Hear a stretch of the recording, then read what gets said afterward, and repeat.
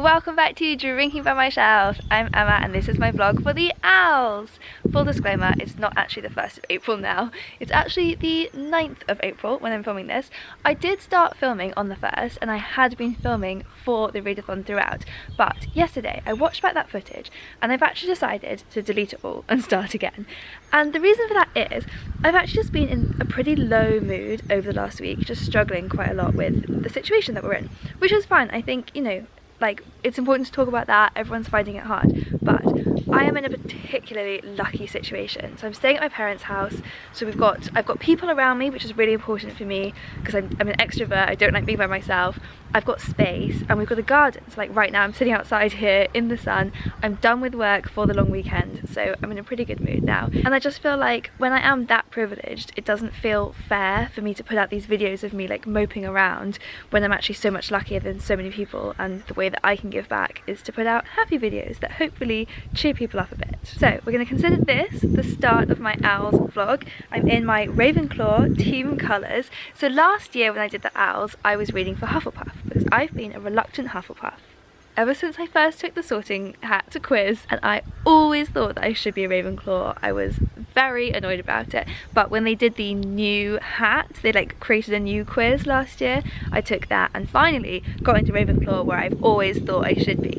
So I am proudly reading for Ravenclaw this month. I've already completed some of the books because we are a little way into the month.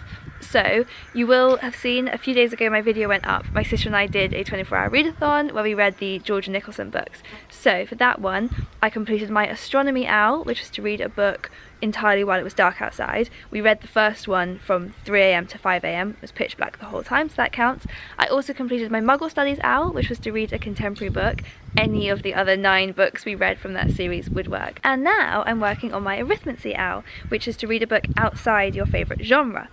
I don't know exactly what my favourite genre is, but I know that historical fiction is a genre that has generally been outside my comfort zone, so I'm giving this one a go for that. I'm really liking it so far, though I haven't got very far. Now I've got the whole afternoon stretching ahead of me, which is perfect. I've been so tired. I've been working really, really hard, which I know again makes me really lucky that I am still able to work, and that's been great, but it's just been a really busy couple of weeks. So now I've got the whole afternoon ahead of me where I'm stepping away from my screen. I'm not going to look at a screen other than this screen all afternoon. I'm just going to sit here. I'm drinking a Bonfire Stout, an alcohol-free beer from the Drop Bear Beer Company. They sent me some beers to drink during the readathon and I loved them, so finishing off my supply now.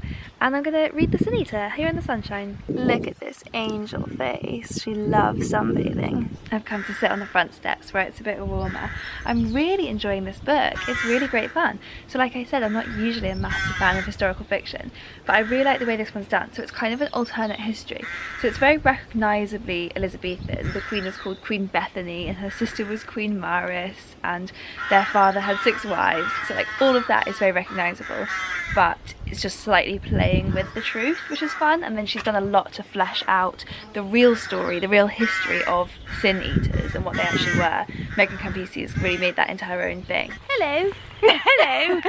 We're going on our daily walk. We're going to the shop. Right, my sous chef and I are preparing supper. We jolly are. So far we've whacked up a ton of cauliflower, but we are going to experiment with using the leaves of a cauliflower. Who's ever done that before? No one, we're pioneers. Cauliflower leaves. If I'm being strictly honest, my sous chef has disappeared. The great thing about having a sous chef is that all the jobs you don't want to do, you just make him do it. Yeah. Like mashing cauliflower, which looked boring. Also taking the leaves off the cauliflower, which looked boring. And grating the garlic, which looked boring. Smashed it! High five! Did I get that? Kind of. How wonderful is this creation that we've created? Absolutely bloody fantastic. I very much enjoyed my first day of holiday. This evening we watched Military Wives, which was very cute, pretty predictable, but kind of exactly what I thought it was going to be from the trailer, which was very sweet. Then I had a nice chat with my friends, and now I'm sleepy. I'm going to take myself to bed. Good first, not so first day of the owls.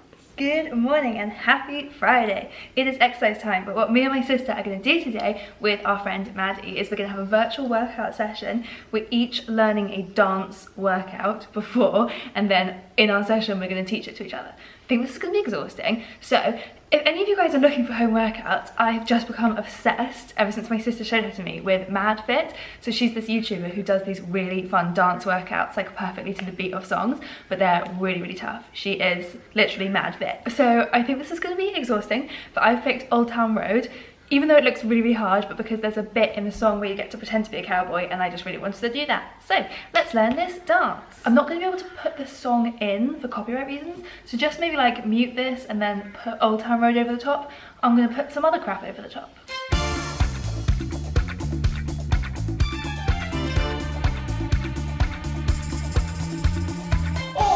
Oh my god, that's hard.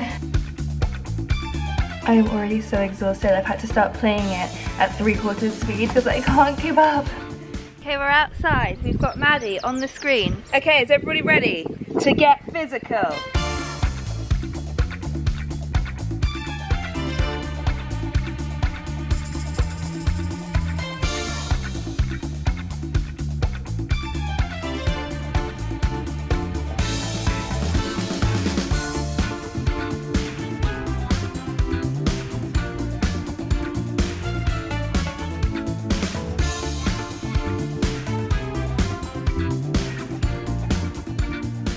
Do it again on Monday. So we have an Easter tradition of writing a treasure hunt that our parents have to solve. So it is time, we've got 2 days to start scheming.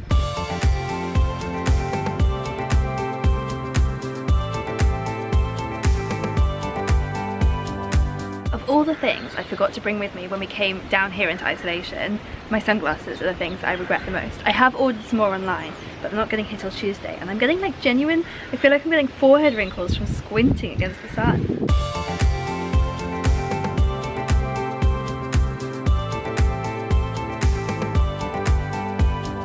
Isn't it weird how quickly social distancing rules have become like, feel like the new normal? So now I find that when I'm reading my book, which was obviously written before any of this happened, it's historical fiction, so it's set hundreds of years before this happened, but when I see the characters doing things like going into an ale house, I'm like, what are you doing? Stay home. It's so weird how all of that past life, which literally a month ago was normal, now seems really alien. Something that's really interesting and clever in this book is our main character is not allowed to speak. She's a sin eater and they are just not allowed to speak to anybody. So basically throughout this whole book, because she got made a sin eater right at the beginning, she has not spoken out loud. And it's very interesting having a protagonist who you never hear speak, and people don't speak to her either. So it's just like very little dialogue overall. It's cool and interesting that she's still made it gripping without the dialogue.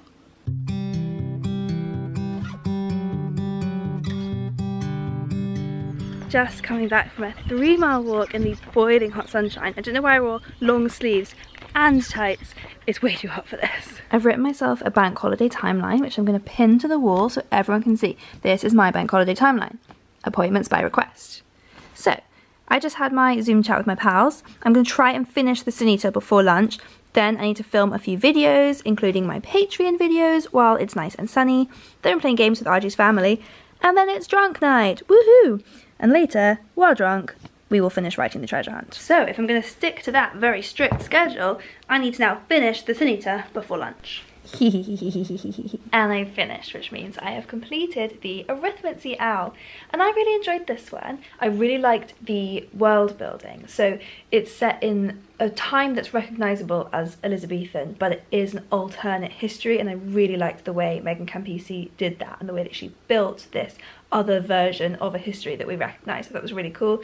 I really liked the way she fleshed out the story of Sin Eaters. So I have no idea how much of that came from real history, but it sounds like from her little author's note at the beginning that Sin Eaters, yeah, we don't know very much about them, but we know they ate a piece of bread beside people's coffins to absolve their sins. So Megan Campisi turned that into a whole much richer story with different foods symbolising different sins, and I thought that was brilliant. I'm now going to always think that's the real story of them and get confused, so I need to remind myself, don't tell people that as if it's fact. So I thought that was really great. I really liked the mystery. I thought that all came together really well. It was a fun like conspiracy to uncover. So yeah, I genuinely thought it was a really good book, even though I did struggle reading it a bit because It is a genre outside my comfort zone. I don't read very much historical fiction. I genuinely just read like contemporary books set in our real world.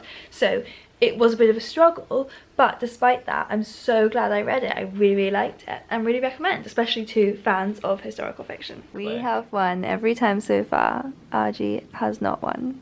Oh! Greek 2. Okay, going to Olympus and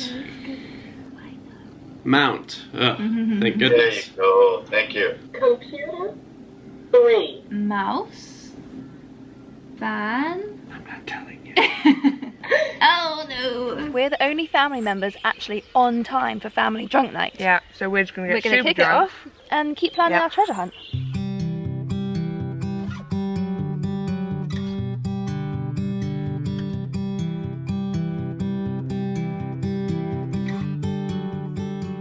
Okay, here's all you need to know. You don't have to say who. Question is, do you have a favourite child? Oh, what You don't have to say who. Love that. That would be such fun. Yeah, go on. I don't know which Go on. would be the best answer. Do you have a favourite daughter? Yes. That was so quick! Okay, alright, that's I'm that. not sure which one it is. You're not sure, No. but you know you like one of us more than the other. Definitely. Treasure hunt is nearly finished. Look at our multiple attempts at this one clue. We can't quite figure out how to do it. We've been trying for what feels like days. Okay, it's done! 6 clues.